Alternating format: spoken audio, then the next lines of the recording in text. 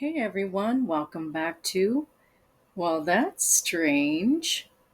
In today's video, I'm going to be talking about the time where my stepmother saw some demonic entity hovering above my father's face in the middle of the night, and there was a red beam of light coming from that demonic figure down to my father's face. Now, let's start from the beginning.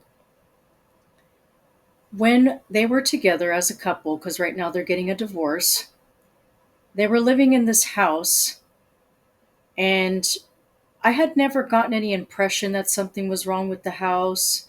I had never gotten any bad vibes that I can recall. So I just kind of want to get that out there first before I continue.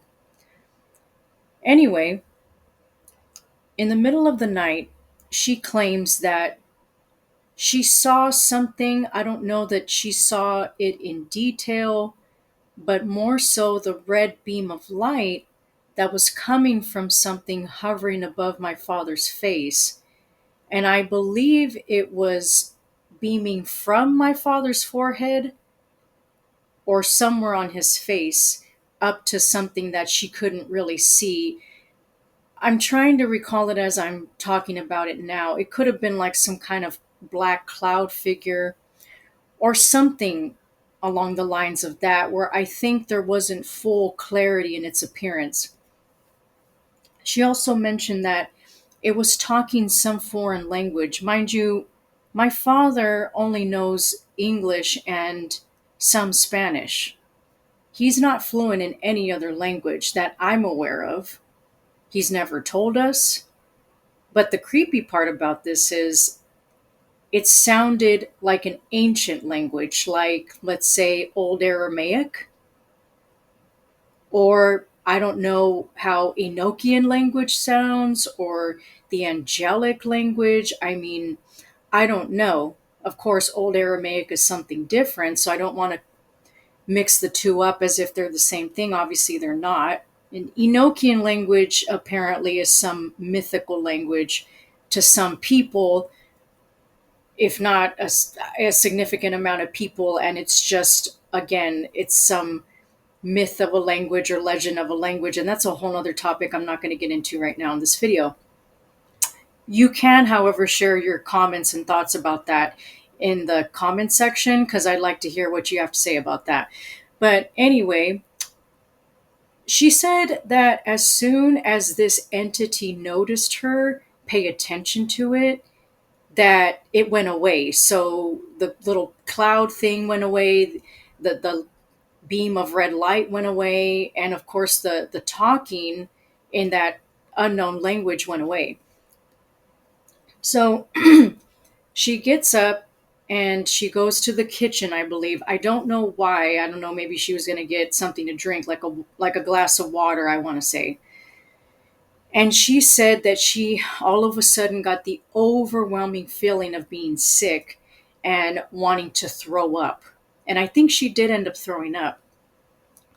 So that's pretty much it. That's pretty much all of that little story there about what she seriously claims she experienced. And I know that she's experienced things since she was very young, that she's very, I'm going to say, spiritually sensitive. So I don't discount her experience for 1 millisecond. I absolutely 1000% believe her.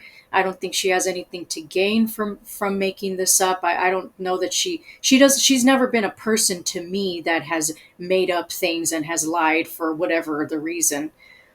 So that does leave questions, right? Like, first of all, why is it coming from my father's face? And that's a whole nother thing. But let's just say that my father has a rather dark past. And so I don't know if it's some kind of an attachment to him that is of a demonic nature, that is of an evil nature, because we can get into the difference between spirits that have existed as humans before, that can be either benevolent or malevolent or anything in between after they've passed, or we can be talking about entities that have never been human, like aka demonic entities. I believe them to have never taken the actual position of a human other than possessing a human, which is different, right? Possession versus actually existing as a human. Obviously, those are different. So, those are some questions I have. I don't remember if I told my father, like, hey, like, this is what she saw. I don't even think I did. I think my stepmom did. And as to be expected, I don't think, or he's never seemed to have taken any of these things seriously from our accounts of what we've seen that has to do with him in a spiritual sense, which is quite disheartening because the last thing anyone wants is for someone that they love and care about to not listen to them or believe them. Because again, we have nothing to gain from lying or making up stories. In fact, we want to help the person of whom it happened to. Like, hey, beware, you should be aware of this. I don't know what the fuck's going on. Maybe you need to go to church. Maybe you need to fucking see an exorcist. Maybe you need to see a fucking curandero. I don't know, a shaman. I can go down the list, right? So I'm going to do some more research on what could be happening here. I happen to love ChatGPT because it's an information aggregator. And yes, I know it's prone to making mistakes. So I'm not going to be oblivious to that. I mean, there's a fucking disclaimer on there, for God's sakes. But I do love it in the sense that it's incredibly convenient to gather everything and I don't have to do, even though I should, right? Doesn't take the true place of like personable research, so to speak, or actual research. But anyway, I'm going to look it up on there and see what I find. And there may be a part two to this, so stay on the lookout for that. And of course, I welcome discussion about this experience in the comments section. If you guys have any thoughts, I would love to hear about them because we can all, again, benefit from each other's perspectives and thoughts. You guys have a great day, whatever you're doing, night, day, uh, everywhere in between. I hope that you have a peaceful day, and I'll see you in the next one.